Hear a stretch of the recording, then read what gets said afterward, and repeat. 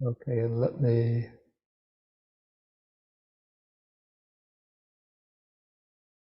okay. Okay, so we'll start with the salutation to the Buddha.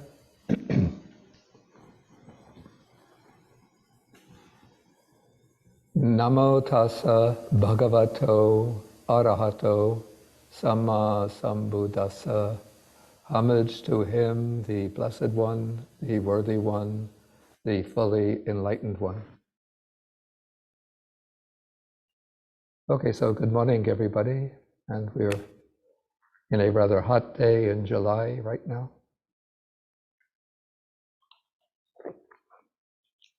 Still remember the winters when we had snow, a foot of snow outside, and now it's all of the trees are blossoming.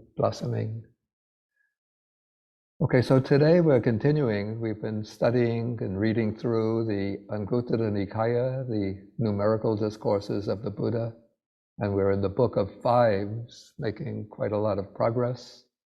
And I'm trying to go rather selectively in taking those suttas that are mainly of practical interest to, in a general way, not exclusively to monastics.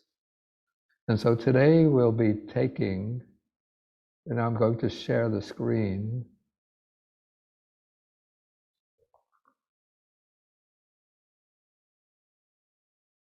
Let me get rid of some open windows that we don't need.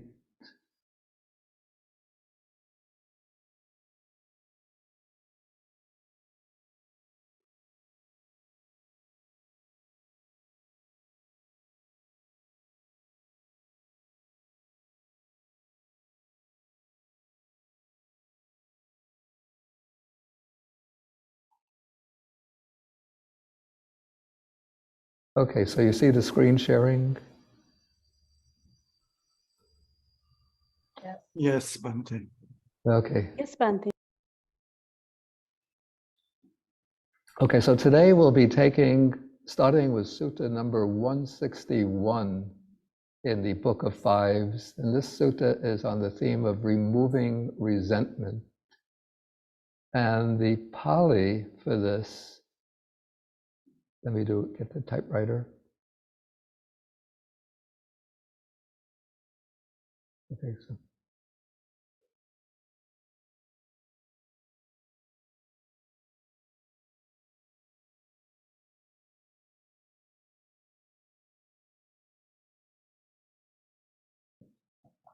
Is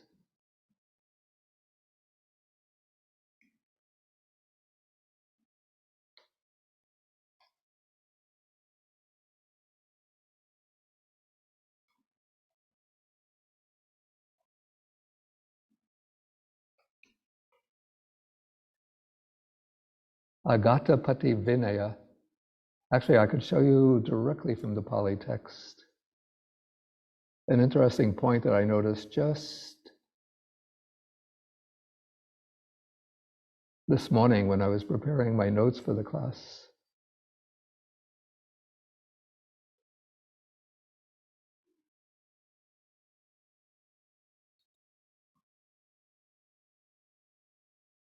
Okay, so the title of this sutta is Agatapati Vinaya, and just my eye happened to land on the previous sutta, which we didn't discuss, but it indicates an interesting feature in how the compilers of the text organize or arrange the text.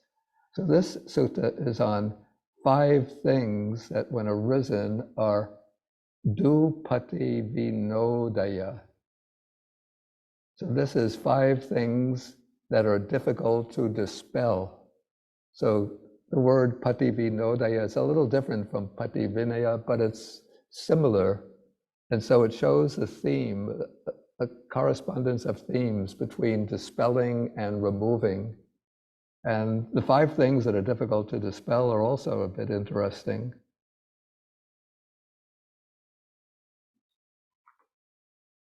So the 5 things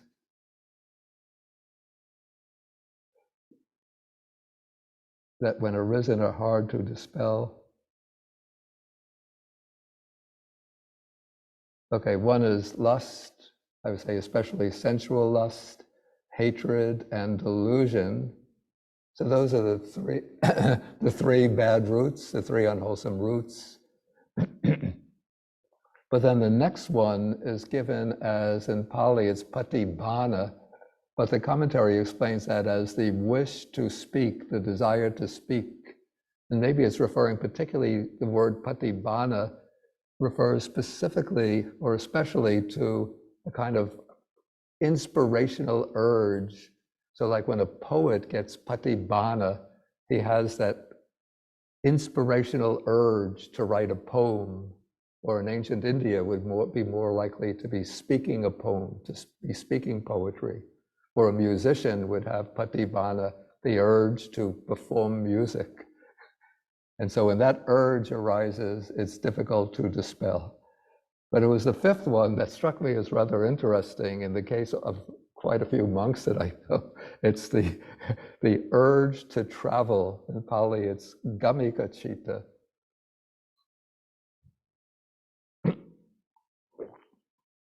So the kind of compulsive, well, not only monks, but people in general, that urge to go traveling, but maybe particularly after we've been, cooped up for 2.5 or 3 years during the time of the pandemic, then when all of the restrictions are lifted, then that comes that gammika citta, that urge to travel, that irrepressible desire to travel.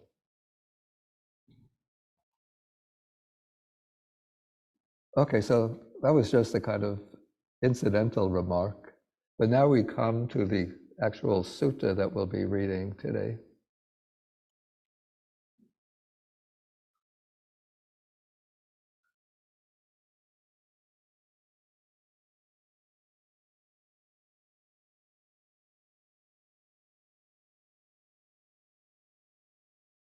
Okay, so this sutta is spoken by the first one, number 161, is spoken by the Buddha himself. And then the second one, which is in a way almost an elaboration of this, is spoken by the Venerable Sariputta. So first we'll look at the sutta spoken by the Buddha. So here he's speaking about 5 ways of removing resentment. And that word translated as resentment again is agata. And I did a little investigation before to find how this word agata occurs in the text. Here I've translated it as resentment, but maybe that doesn't fully capture or precisely capture the sense of agata. Okay, the word agata, it's based on a root, han, which gives us the verb hanti or hanati, which has the meaning of to strike, to hit, even in some contexts to kill. And then it has this prefix a, but here agata is not referring to the act of killing, but it's a kind of really fierce, angry, hostile, aggressive state of mind, and particularly directed towards other people. And so there is a sutta that occurs later in the Anguttara Nikaya, in the Book of Nines, in the Book of Tens, and it's quoted in, here I took an Abhidharma text. So this text is called the Dhammasangani. It's actually the first treatise in the Abhidhamma Pitaka, the canonical Abhidhamma. And part of the task of the Dhammasangani is to give technical definitions of important terms that occur in the suttas. And so in this particular section, the Dhammasangani is, first it's raising the question, what are the 3 unwholesome roots These are the mental factors that are the underlying motivations of unwholesome states of mind and unwholesome activities. And so it says, we all really know the answer, even if you don't know Pali, but you could give me the answer. We say greed, hatred, and delusion. In Pali, it's lobha, dosa, moha. And then it goes on to give a definition of lobha, which is not relevant here, but then it gives the definition, what is dosa? Then you could see in the definition, so it's what is hatred? So it will define dosa or hatred by a list of rough synonyms. And I've just highlighted a few important ones that we often come across. So we have, this is the word, that's the theme of the present sutta, cittasa agata. I would then render resentment in the mind, but maybe better vexation of mind, irritation of the mind. Patigha is like aversion.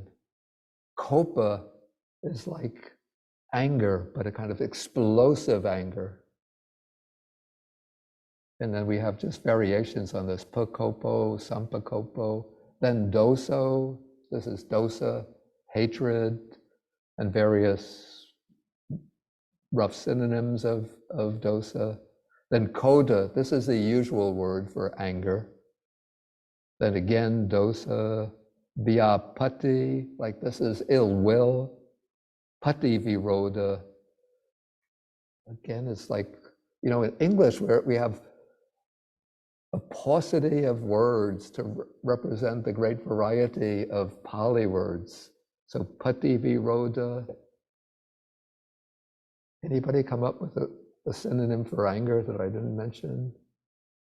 Anger, irritation, vexation, annoyance, hostility. Maybe that's a good one. Hostility. Disdain. What was that? Disdain. Yeah, I'm not getting the sound so. Disdain. What about, he's saying disdain. Disdain. Maybe disdain has certain other nuances. Disdain is almost sort of coupled with a kind of conceit where you're looking down on others. But pativiroda is like antagonism. That would be the good one. What about rage? Rage, Bhante? Rage? Rage is not quite pativiroda. Maybe chandika is indignation, wrath or rage. Okay, I think we have enough idea of what is intended here. So all of these are sort of connected as different variations on this factor of dosa. Okay, and then we have here, in this paragraph, the sutta, the Dhammasangani quotes a sutta to explain what dosa is. It quotes a sutta which gives the 10 ways in which agata, resentment or aversion, arises. And so it arises through the thought that someone else is harming me. That person is harming me. I'm sorry, that person has harmed me. Yeah, they're distinguished by way of time period. He's harmed me, he did me harm. Then this is the present case, he's harming me, he's doing me harm. Then the future, he will harm me. So in these three cases, agata, this resentment or hostility, arises. Okay, then next we have another group of three.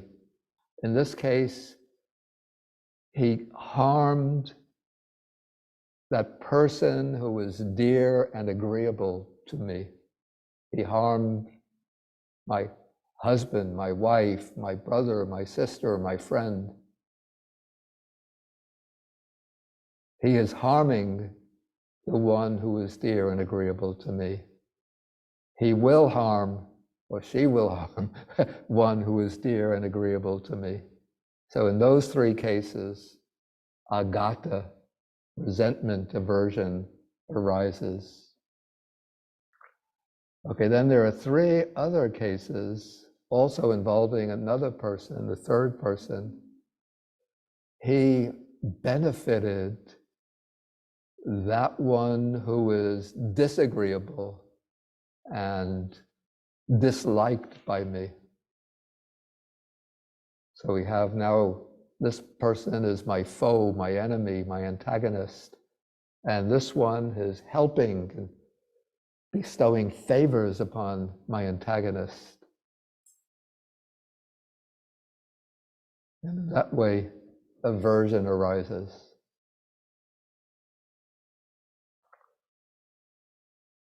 Okay, so some editorial writer praises Ron DeSantis, and that's going to bring about an explosion of agata and pativiroda over the internet coming from, I don't want to mention the name. So he benefited the one who is disagreeable to me. He is benefiting, present tense, the one who is disagreeable to me. And he, the future tense, he's planning to benefit one who is disagreeable to me, who is disliked by me. So in those cases, benefiting the antagonist, then ill will and aversion and resentment arises. And the 10th case, this is very interesting. So atane, so tana, one of the nuances is cause or reason, and atana is without a reason. And so in this case, we have this hostility, aversion, resentment arises when there's no clear cause and no clear reason. Of course, if you apply like the methods of deep psychological analysis, you could find some cause or some reason. But just when you look at a more sort of empirical level, trying to find some immediately discernible cause, you can't find any. But sometimes somebody is just in a bad mood, something is weighing on their mind, and then it can be just another person, completely unknown, walks into the room, maybe sits down at the table, and you just don't like the sound of when they're pulling the chair out to sit down. You explode with anger, or just their gesture and sitting down, sort of it rubs you in the wrong way. And then you get angry and you say, what are you doing sitting down there? I think we all know cases like that. Okay, so these are some of the ways in which, the grounds in which this dosa, hatred or ill will, or agata, resentment, hostility, arise. And this is a major, I'd say a major obstacle to us in our personal lives. And even when we take the wider picture, you just look at the world picture. You turn on the news any evening and what's going on. Israel is bombing, what is it, the Jenin colony in the West Bank. Russia is bombing Ukraine. Ukraine is getting cluster bombs from the US. In Sudan, there are two warring parties, so people can't live in peace there. You look at so many countries, conflict within the country or between this country and its neighbor, between this ethnic group and that ethnic group. All of this is coming, where is all of this coming from? From the human mind. And what particular feature in the human mind is coming from that unwholesome root of dosa?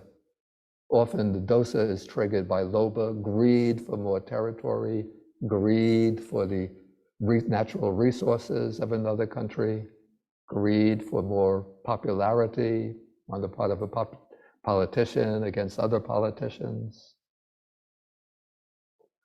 But we track it all down to this factor of dosa, in our own lives, this ill will, resentment, anger can cause so much. First, it causes suffering in our own minds, because when you get into an angry, resentful mood, you don't feel happy. In fact, according to the Abhidhamma way of analysis, whenever that mental factor of ill will or anger arises, the associated feeling, or vedana, is always domanassa, displeasure, mental displeasure. And so we have, with anger arising, there's misery, anguish, suffering in our own life, and then it creates a lot of conflict in our immediate relationships. So the reason why marriages break up, because of hostility between the partners. The reason why there's conflict between parents and their children, children and parents, dosa, ill will. Between different groups in a community, again, ill will. And in this country, we have this terrible epidemic of gun violence. And yeah, even people without any clear reason, they get hold of a gun, a rifle. They don't even know the people, but they're just feeling angry that everything is against them. So they get a gun and go to a school or go to a shopping mall or go to a community center and start shooting and killing innocent people. Okay, so maybe we can't solve that problem by training ourselves, but at least what we can do is train ourselves to at least weaken, reduce the ill will within ourselves, and to find ways of getting along more harmoniously with others. And so here the Buddha is going to explain 5 ways of removing resentment. Of course, he's speaking to the monks, and so he says by which a monk can entirely remove resentment when it has arisen towards anyone. So maybe a very important word here is entirely. Maybe we don't start off, when we start to practice, maybe we don't succeed in entirely removing resentment, but it's a process of gradual training, and over time, we can witness and testify to the results. Like in my own experience, I tell you, honest confession, don't tell anybody else. So let me take a sip of water before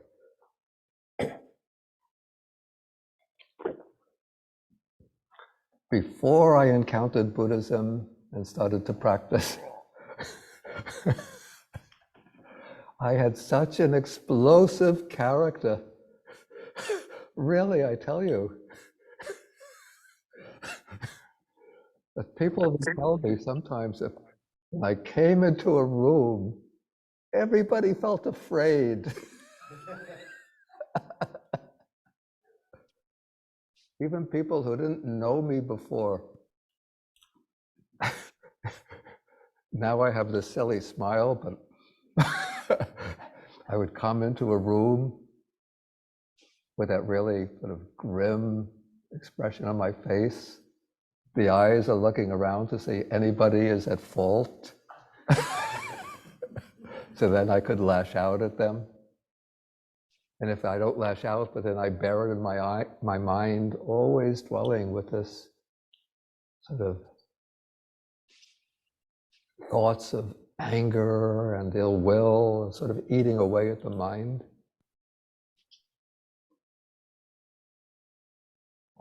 I don't want to say that I've succeeded entirely in removing resentment, but I'd say maybe through practicing Buddhism, maybe now it's down about 30 or 40%.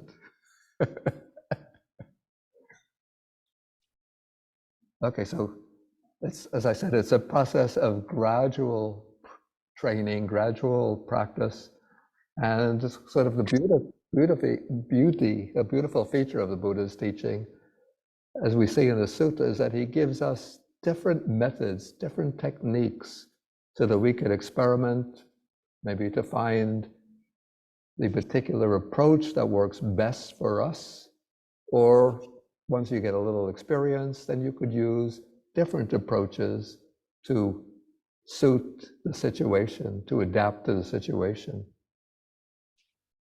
Okay, so let us see what these methods are that the Buddha recommends. So the first is sort of the most general one.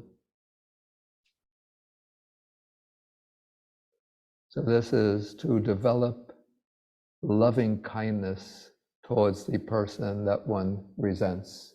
So there might be a certain person who rubs you the wrong way, who goes against, maybe you have different types of character, different ways of doing things.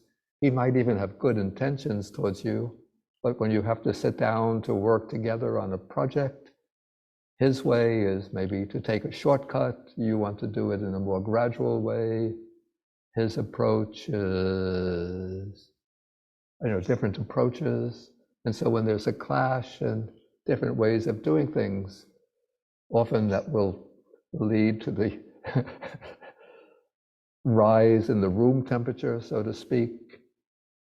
And you're getting a little bit angry, he's getting a little bit angry.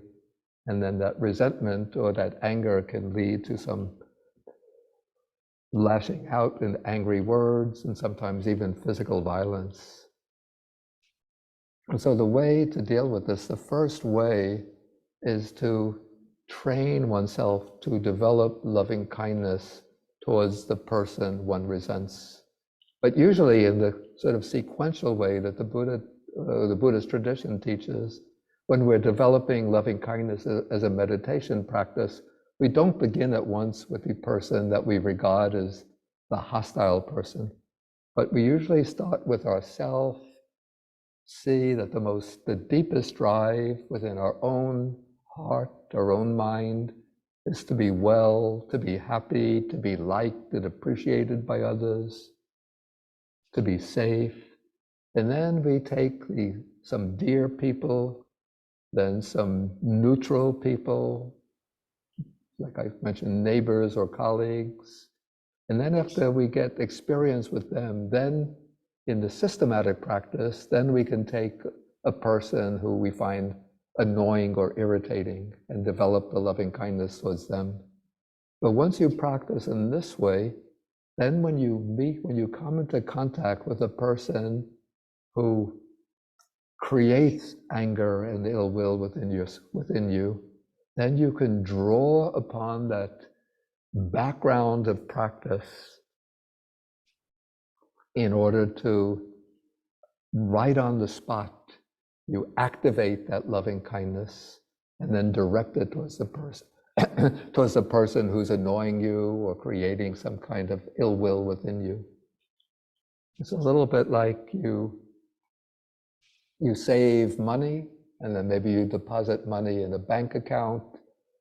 And so then you have some savings. And so then if an emergency comes up, then you can draw upon some of the funds in your bank account to meet the emergency. If you don't save anything, but you spend all your money, then when you meet an emergency, then you have nothing to draw upon. Then you have to get into debt, or you can't deal with that emergency successfully. So you build up through gradual practice, even doing it a few minutes a day. I say sometimes just 3 minutes, 5 minutes a day of developing that mind of loving kindness. And then when you come into a situation that triggers ill will, or you encounter a person that triggers ill will, then you can just pause for a moment. And then you bring to mind that practice that you've been doing on a daily basis, the same practice. And you know, because you've been, through your regular practice, you've been starting with yourself, you see, I want to be well, I want to be happy, I want to be liked and appreciated. Then you could recognize this person too wants to be well, to be happy, to be liked and appreciated. And so even though we have some disagreements, even though he might have a rather disagreeable character, an aggressive character, still I can see behind or beneath all of that all of those distortions and malignancy on the surface of the mind, deep within, this person wants to be loved. And in this way, I can generate that true love and feelings of goodwill towards that person. And so in that way, right on the spot, you can remove the resentment towards that person. Okay, the second method is to develop compassion towards this person. And this is what you would do, the method that you would use, particularly if the person is actually engaging in aggressive behavior, destructive behavior, maybe speaking sharp words to you or to other people in their vicinity, creating a lot of enemies amongst their associates, and sometimes even engaging in aggressive, harmful physical activity, hitting others, striking them. Then what one does is to think that this person inwardly is, first of all, what motivates them to engage in that kind of behavior is that they have some inner conflict or inner suffering within themselves that they don't know how to deal with in any other way. And so then I have to develop compassion for that person. And even when we have the cases of these people like mass shooters who go into a crowd and kill people, though I feel, dislike for what they're doing and hatred for what they're doing, but you have to think that these people, there's some deep problems. Maybe they were abused as kids by their parents, or maybe they feel just spurned when they were school kids. Other kids bullied them and made fun of them. And so there's some kind of stored up resentment that's been festering in their mind even for decades, which now, under present conditions, just erupts in the form of this violence.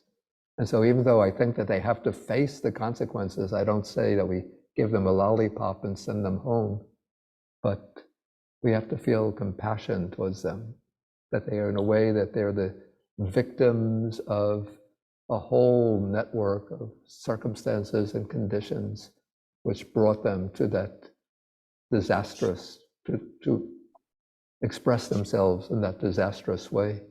And then also we feel compassion for them when we look at their situation from the standpoint of karmic causality. Even if they speak in aggressive ways or if they act in aggressive ways, then we realize that through the working of karma, they're creating negative or unwholesome karma that is bound to come back to them in some way and bring them real intense suffering and misery.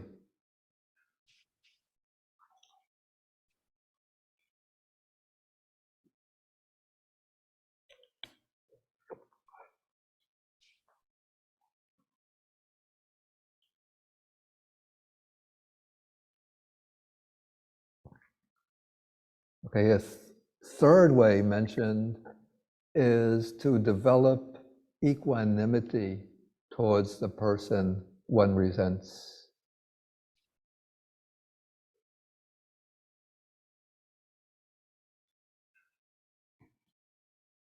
Okay, so how does one develop equanimity? And here again, the Buddhists, either sometimes the suttas or sometimes the commentaries, give us some instructions or advice how you develop equanimity towards a person who is being aggressive towards you or hostile towards you. Okay, so one way, I've thought of a number of ways. One way is to use the idea of anatta, the theme of non-self. So you think that this person, okay, we have this person, whenever I meet this person, they denigrate me, disparage me, they ridicule me. So I think that looked at from the analytical perspective, the deep perspective of anatta, first, that person is not a truly existent self, that there's just, I'll come to that. Okay, so there's no self there that's performing the aggressive behavior. And then I apply anatta to myself. There is no self here who is the victim or recipient of that aggressive behavior. And even the action, the aggressive behavior itself, are just words. What are the words? But just sounds. You know, when we were little kids, our mother used to say when I would come home crying and say, Johnny called me a this, called me a that. So my mother would say, sticks and stones might break my bones, but words can never harm me. Do you think they're speaking just words, and what are words? Are just sounds, and what are sounds?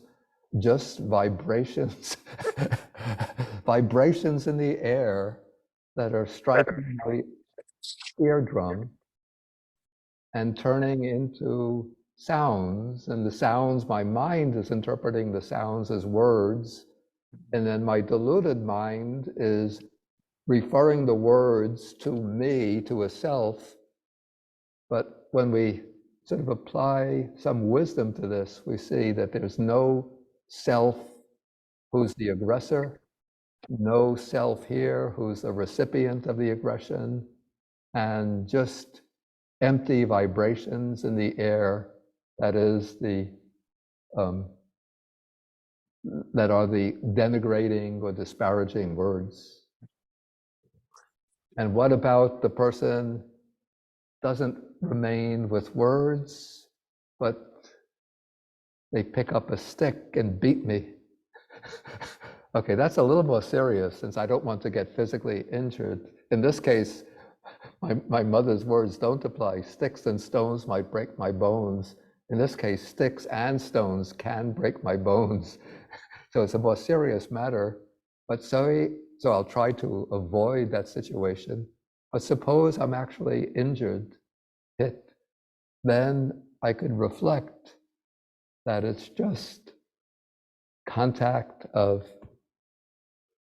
some physical object with this physical body, and it's hitting the body's sensitivity, the sensitive matter of the body, causing painful feelings to arise.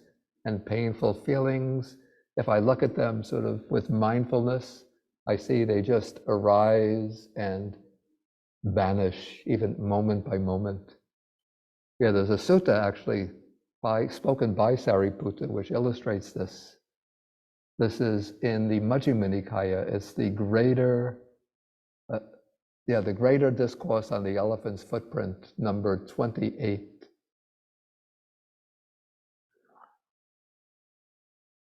I have it here on the board.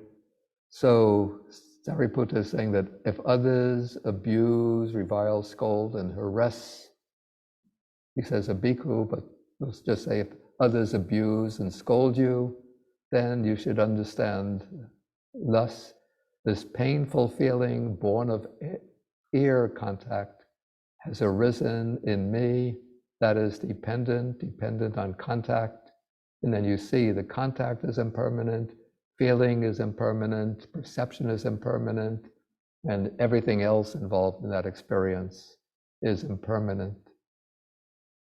And then even if others attack you physically, then you understand this body is of such a nature that contact with fists, with sticks, even with knives, attack it. Of course, you want to avoid situations like that, but if you are sort of hemmed in, pinned down, and there's nothing you can do to avoid it, then at least to train the mind to turn that situation of adversity, of misfortune, into an opportunity to develop the insight into the nature of the elements, and then to go into the insight into impermanence and anatta, non-self.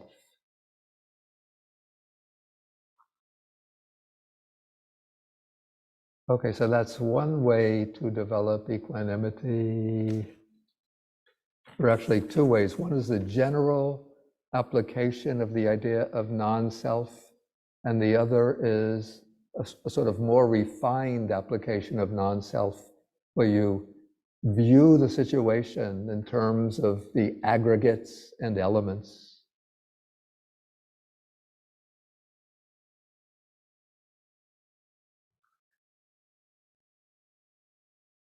Yeah, this is another way to develop equanimity towards a person. Or maybe this way even can be used to develop compassion towards a person. In this case, you think of the person when the person is overcome by anger, hatred, by violent emotions. You think that person is insane, because when the mind is overcome by anger, actually we could see this in the English word mad, which has two meanings. One is being angry, and the other is being insane. So when somebody is overcome by anger and hostility and is releasing it, expressing it in hostile behavior towards you, then you think this person is mad, they're insane. In this way, you could direct that reflection on the madness of the person, either towards developing compassion towards them or towards developing equanimity towards that person.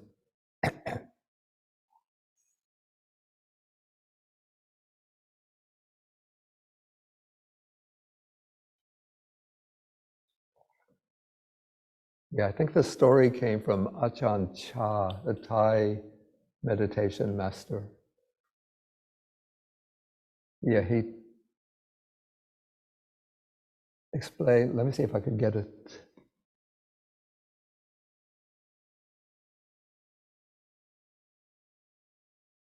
Actually, it doesn't come exactly to mind, so I'll pass that over.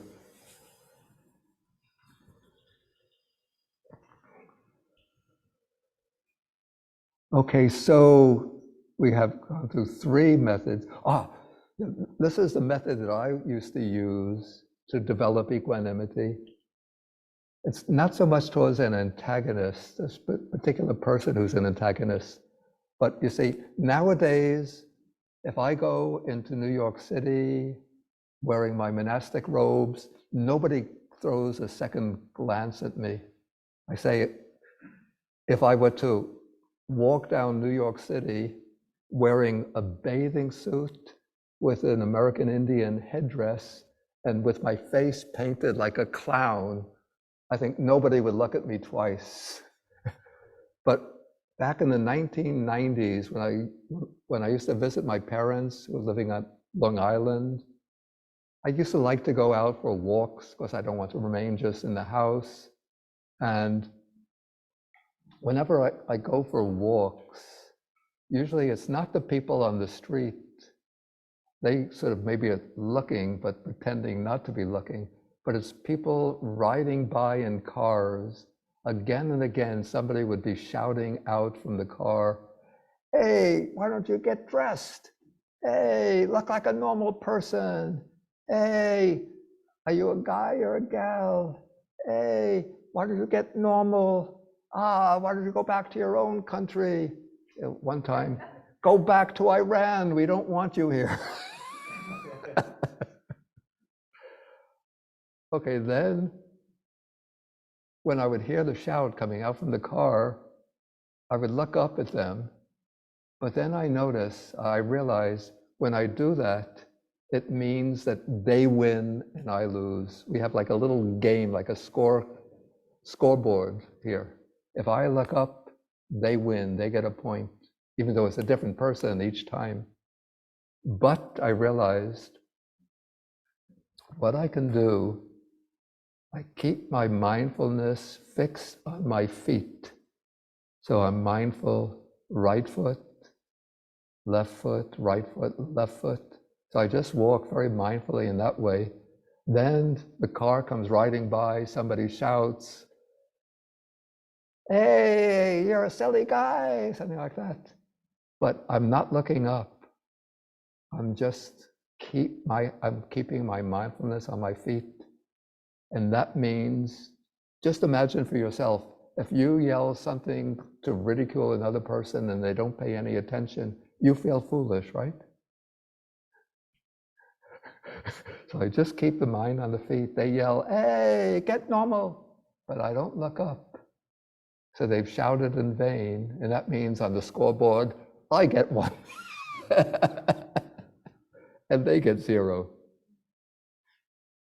So that is, in a way, it's a method for developing equanimity.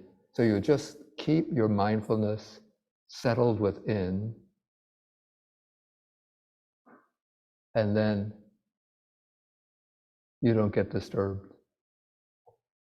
Actually, that could also correspond to number 4. Maybe that's actually a better illustration of point number 4, to disregard the person one resents and pay no attention to them. Actually, there seems to be a lot of overlap between number 3 and number 4.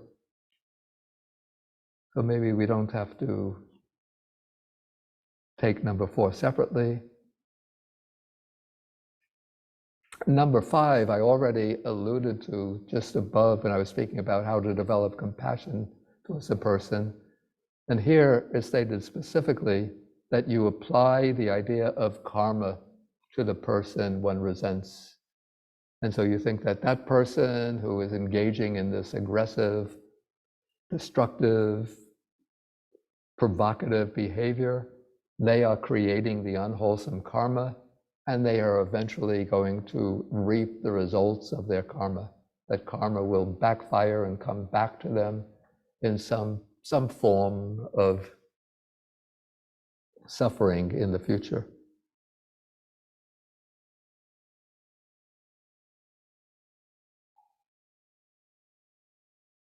Okay, so these are 5 ways of removing resentment or hostility. And then I had a couple of others that I just thought of or found from other sources that I found useful. One is the idea, it's called the idea of setting up the target. So that is, you reflect when somebody is being abusive and aggressive towards you, that I sort of set myself up for this, perhaps through some unwholesome karma that I created in a previous life. And so that karma has been stored up and is waiting the opportunity to ripen.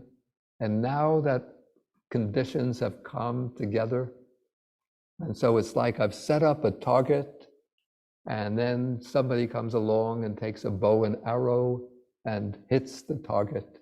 So through my own past unwholesome karma, I've set myself up as the target, and that karma is the bow and arrow, and the person who is abusing me, denigrating me, striking me, is the one who is the channel for the maturation of that karma. And so in this way, I see that really the one who's at fault is not that other person, but I'm the one who's at fault, because I created the karma that's coming back to me in this way. We shouldn't take this too literally. It doesn't mean that every time somebody ridicules me or abuses me, that it's the result of past karma. But it's just a mode of reflection that we can use to develop equanimity under these conditions. And then another way that I've actually found out from Tibetan sources is to do the reflection that the person who is abusing you and maybe hitting you or acting in hostile ways towards you, that is your teacher. That person is your teacher, and you are the student. Because one of the qualities we have to develop in practicing the Dhamma or even in our everyday life is patience. And if everybody is kind to us, and if everybody is sort of cheerful and helping us, and benefiting us, we don't have the chance to develop patience. So how are we going to develop patience? The only way is if people create trouble for us, or abuse us, or criticize us, or even strike us. And so in this way, we look upon the aggressor as being our teacher, helping us. He's giving us a real wonderful lesson in developing patience. Yeah, this happened to me. I had a teacher like this just last month, no, 2 months ago in California. In California. I was traveling in California, and at one place, it was a monastery for nuns, and we had like a big Q&A session. A lot of people connected with that monastery came for the Q&A session, and somebody asked me the question of, how do we practice Dhamma not only as a way of training our own mind, but also in how do we apply it to our actions in society? So then I spoke about how it's important to be able to apply the things that we learn through the Dhamma to our relations with others in a broader community. And then I spoke about how we're facing so many problems today because of the sort of very powerful, wealthy elite, mainly white people, who are sort of trying to dominate the whole economy and creating a lot of trouble and difficulties for others. Okay, so then afterwards, somebody came up and said to me, what right do you have to impose your political views on the Sangha? And then he spoke in other ways, not really very hostile, but in a way a bit provocative. I was a bit shaken back, first because I didn't think that I was imposing my political views on the Sangha, and maybe he had his chip on his shoulder to unleash in that way. But in any way, I was a bit disturbed by that. And then Bowe became my teacher. She said to me, it was good that that person criticized you. Because if you didn't have any criticism, if you don't get any criticism, everybody is saying, oh, Bhante, you're so wonderful. Then your head is going to go spinning and you don't have any chance to develop patience. Okay, I think maybe this will do. I was going to do 2 suttas today, but just to unpack this little sutta here took the whole class. So next time we'll do the other sutta. Okay, so we'll have some time for questions. Wow, a lot of hands. I don't know whether I'll get to all of these questions. Oh, actually, not all that many. Okay, so we'll just go in order. And so we'll take first anybody. Yeah, I tend to overlook the people sitting in front of me. I have to apologize to them because I've been addicted or habituated over 3 years for looking at the participant list. Okay, anybody here in person have questions? Okay, then we can go to the participant list. So the iPhone.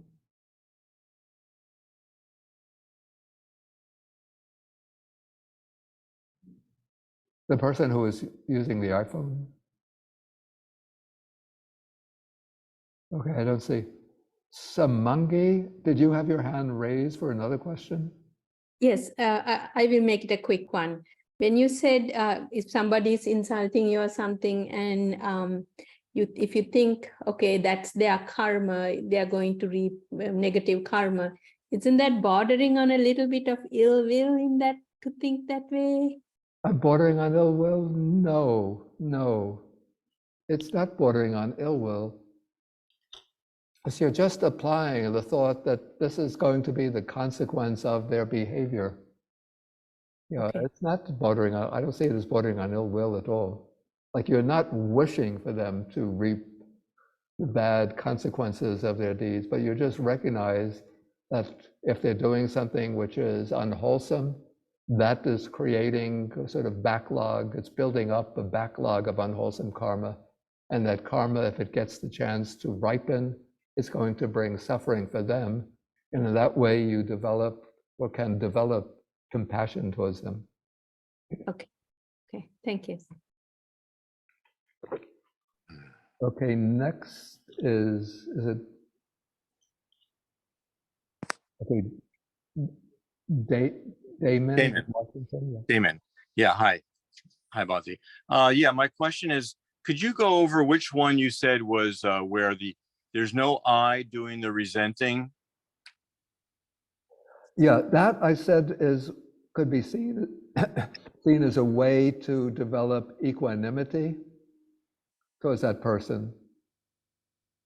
Yeah, it's pretty powerful, it seems to me, because all the other ones, you know, kind of reinforce the self to me. They seem, you know, in some ways they don't really address the selfing that's going on. Whereas to say there's no I actually doing the resenting seems to transcend, you know, oh, I'm taking such a, you know, I'm doing so much resenting here. I, me, mine. Yeah, but still, you know, in the world in which we're sort of dealing in terms of persons, then we make use of these tools, the tool of like loving kindness and compassion, or the thought of the ownership of karma. There are different approaches to suit different people or different circumstances. And to apply that theme of anatta or non-self effectively, you know, it takes a certain sharpness of mind and maybe a certain grounding in understanding and wisdom to be able to apply that. Thanks. Okay, and then I have Uma de Silva. Hi, Bhante. I have a question. So I am in kind of a caretaker role for a family member, and I love what I do, but there is resentment that comes in sometimes, I think, from just there being too much. And then I kind of have, like, sometimes I end up being rude and I don't want to. And then and I practice metta and I go in with, like, you know, may all beings be happy and things, but it doesn't always work. Yeah. There are practical applications, like things I can do more than that to kind of bring down that resentment. What was the first sentence that you said where you explained what you're doing? I'm kind of in a caretaker role for a family member. A what role? Caretaker. So I'm like providing care. Okay, okay.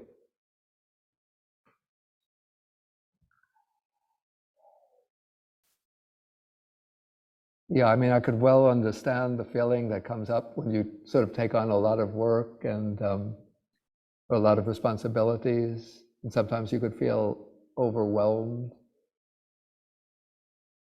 Yeah, there are different methods, but like I say, one thing that you could do is maybe to try to generate compassion towards the person that you are taking care of, or even think like this is a great opportunity to fulfill like one of the paramis is a parami of, you could say, of dana, of giving, in the sense of giving care, and the parami of metta, of loving kindness.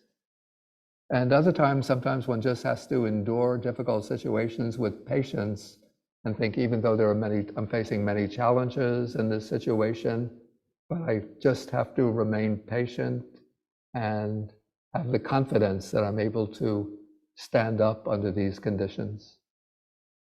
And even though, you know, often we're just not perfect, but we just have to keep on trying our best. Thank you, Bhante. That's very helpful. Okay. And then we'll move to Andrew Lee. Morning, Bhante.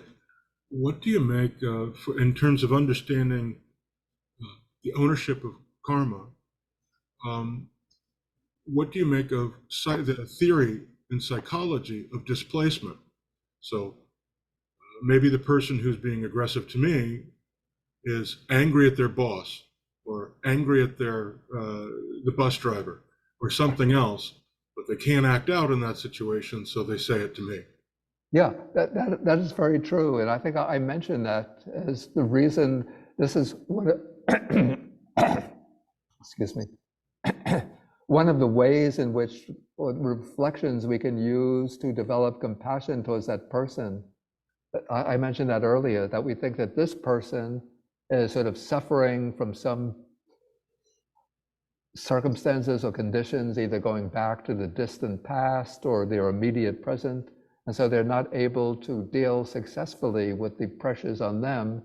And so the way they release that pressure is by expressing antagonism towards some innocent person, some third Yeah. party.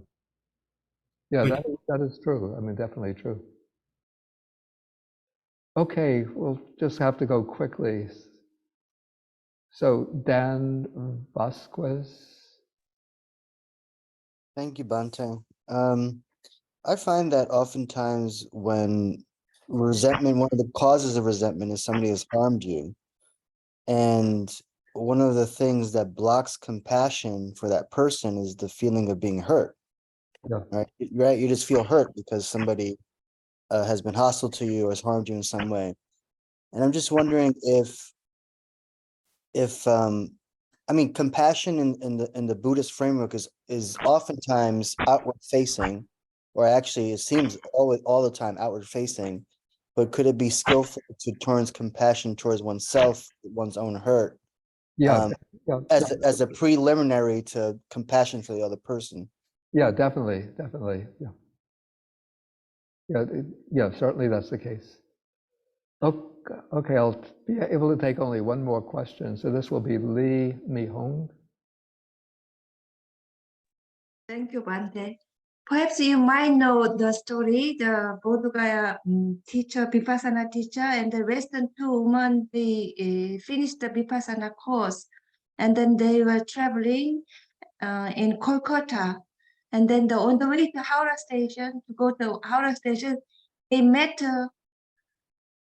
a drunk man who harassed them. So they don't know what to do with the drunk man because my teacher asked, give loving kindness. Anyway, they finally, they arrived at Bodh Gaya again. They asked what to do, teacher, this case. And then he said, the time was a monsoon time. He said, please take your umbrella, hit him with full of love. So, so are you agree? And then have you ever this kind of experience? Do you have? Yeah, I think I would agree with that. But don't hit to injure. You don't want to injure physically. But I think the point is not really that you hit the other person, but you don't just meekly take the abuse, but you have to be willing to sort of stand up and defend yourself against aggression or abuse. Okay, maybe we could take the other, Nabarun. If it's a short, simple question, I'll take it. Nabarun? Hello. Yeah. Yes. Can you hear me, Bante? Yeah.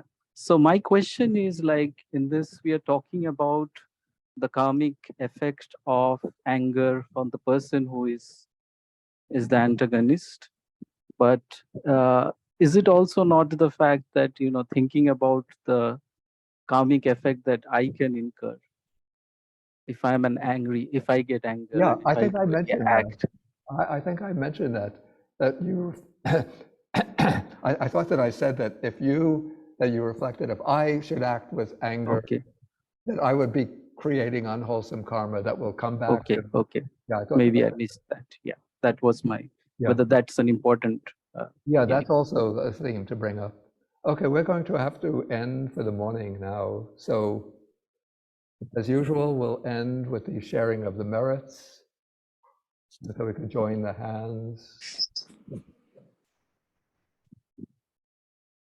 And then we share the merits from the meditation, teaching the Dhamma, discussing the Dhamma. We share the merits with the Dhamma protecting devas, nagas, and with our relatives, and then with the world. Akasa ta chabumata deva naga mahedika punyantang anumoditva Chirang Rakantu Sasanam Akasata Chabumata Deva Naga Mahedika Punyantang Anumoditva Chirang Rakantu Desanam Akasata Chabumata Deva Naga Mahedika Punyantang Anumoditva Chirang Rakantu Mang Parang Dukha Pata Chani Dukha Baya Pata Chani Baya Soka Pata Chani Soka Antu Sabepi Panino. May those in suffering be free from suffering. May those in fear be free from fear. May those in sorrow be free from sorrow. May all living beings also be thus. And then we're going to end with three real bows to the Buddha, because we have a Buddha image here. Okay, and so we can stand and we do the 3 half bows.